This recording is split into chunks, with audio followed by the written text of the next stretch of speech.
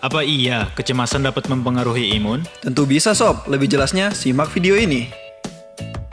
Pada saat ini, dunia sedang dilanda bencana dalam bentuk virus yang sangat berbahaya, yaitu coronavirus atau yang sering disebut dengan COVID-19.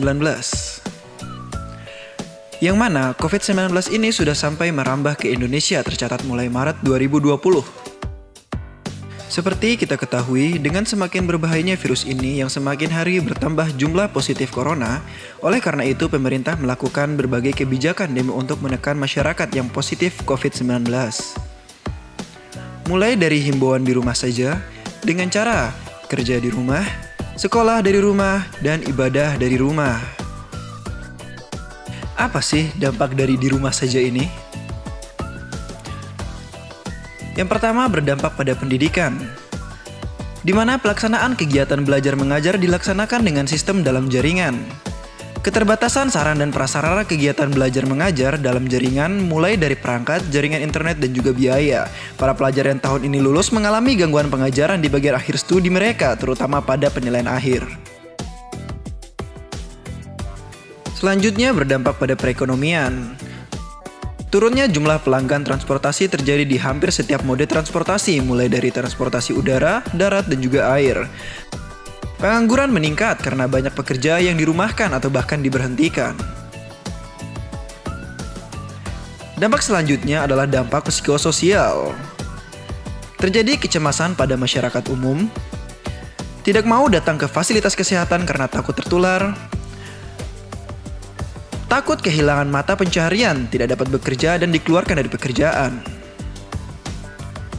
Merasa tidak berdaya untuk melindungi orang terkasih, kecemasan pada tenaga kesehatan, stigmatisasi terhadap orang yang menangani pasien COVID-19 dan jenazahnya, tuntutan pekerjaan yang lebih tinggi waktu kerja yang lama, jumlah pasien COVID-19 yang meningkat.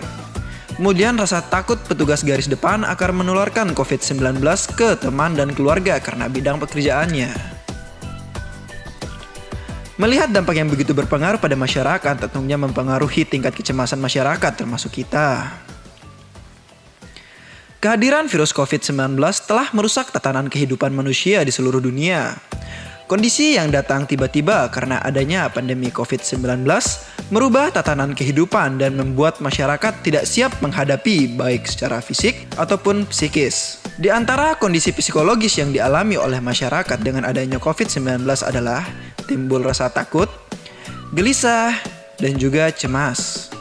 Menurut American Psychological Association, kecemasan merupakan keadaan emosi yang muncul saat individu mengalami stres dan ditandai oleh perasaan tegang, pikiran yang membuat individu merasa khawatir dan disertai respon fisik seperti jantung berdetak kencang, naiknya tekanan darah, dan gejala lainnya.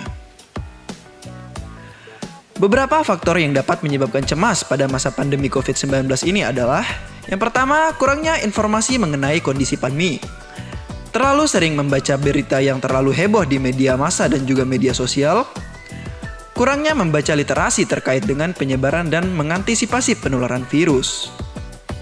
Mengapa cemas berpengaruh terhadap sistem imun? Sistem imun terbagi menjadi sel yang membunuh virus dan sel yang membentuk antibodi.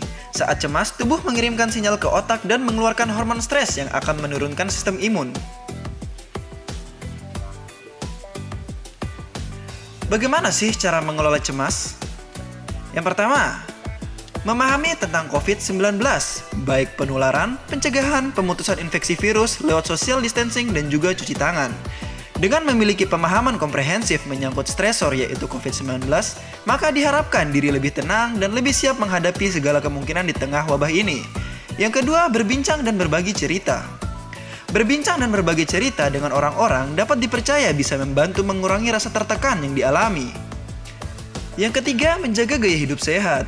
Seperti makan makanan bergizi, istirahat yang cukup, berolahraga, perawatan diri, dan lain-lain. Yang keempat, sabar dan beribadah. Sabar dalam Islam adalah mampu berpegang teguh dan mengikuti ajaran agama untuk menghadapi atau menentang dorongan hawa nafsu. Orang yang sabar akan mampu mengambil keputusan dalam menghadapi stresor yang ada. Yang kelima, bersyukur dan berserah diri. Salah satu kunci dalam menghadapi stresor adalah dengan selalu bersyukur dan menerima segala pemberian Allah Subhanahu wa Ta'ala. Selanjutnya adalah doa dan zikir. Apabila ada kekhawatiran terhadap suatu ancaman, maka sandaran kepada Allah Subhanahu wa taala senantiasa melalui doa dan zikir. Melalui zikir, perasaan lebih tenang dan juga khusyuk, yang pada akhirnya akan mampu meningkatkan konsentrasi, kemampuan berpikir secara jernih, dan emosi menjadi lebih terkendali. Kesimpulannya adalah, penting bagi kita untuk dapat mengelola stres agar tidak mengalami kecemasan yang berlebihan, sehingga perlu bagi kita untuk dapat mengelolanya, baik dengan cara menghindari penyebab kita mengalami kecemasan, meningkatkan pengetahuan dan informasi, mengubah pola hidup sehat, dan menghindari penyalahgunaan zat, serta mendekatkan diri kepada Allah Subhanahu wa taala dengan cara sholat, berdoa, berzikir, dan juga kegiatan ibadah lainnya. Dengan mengelola kecemasan yang kita alami, diharapkan kita tetap dalam kondisi yang sehat, tidak hanya sehat psikologis, tetapi juga sehat fisik. Dan juga kita tidak mengalami kecemasan yang berlebihan yang mana akan berdampak pada penurunan kesehatan tubuh kita. Video ini dipersembahkan oleh Universitas Muhammadiyah Yogyakarta.